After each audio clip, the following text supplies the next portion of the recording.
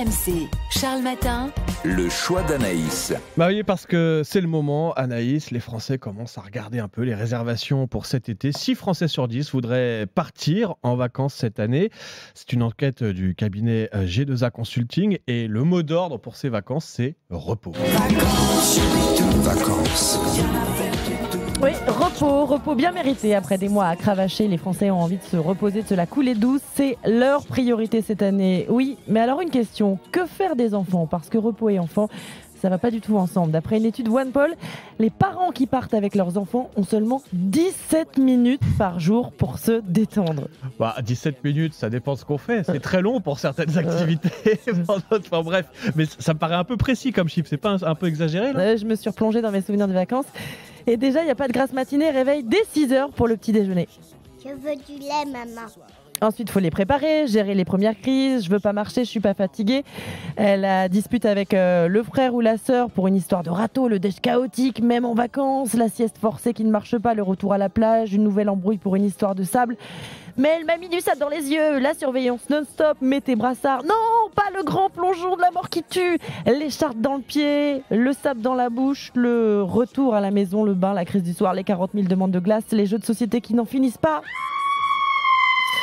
En fait, non, Charles, le compte y est, en tout cas pour moi.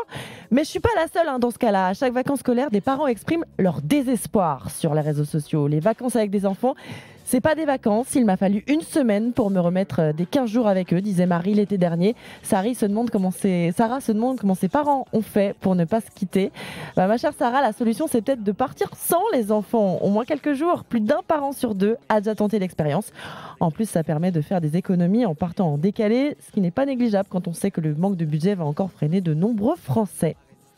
Ouais, bon, ok, mais du coup, j'en fais quoi de mes enfants si je veux partir sans eux ? Allô, papa, tu veux pas garder les filles pendant le mois de juillet ? Au moins, tu pourras en profiter. En plus, elles adorent être avec leur papy. Tu leur manques, tu sais. Je peaufine mes arguments, parce que je suis pas sûre de la réponse. 2/3 des grands-parents pensent que c'est une corvée de s'occuper de leurs petits-enfants pendant les vacances. Pourtant, ils sont si mignons. Et puis, ça fait des souvenirs. Ça restera gravé dans leur mémoire toute leur vie. Allez, s'il te plaît, papy. Ouais. Oui, c'est vrai qu'il y a évidemment la solution SOS grand-parents. Non, mais je suis le mauvais client là-dessus parce que j'adore partir en vacances avec les enfants.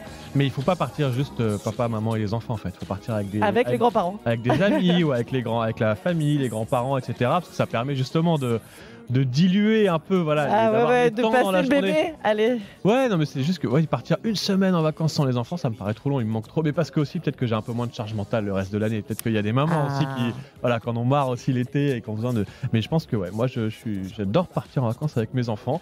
Donc pour moi c'est pas forcément la corvée d'avoir les vacances. Mais est-ce qu'ils adorent partir en vacances avec toi ?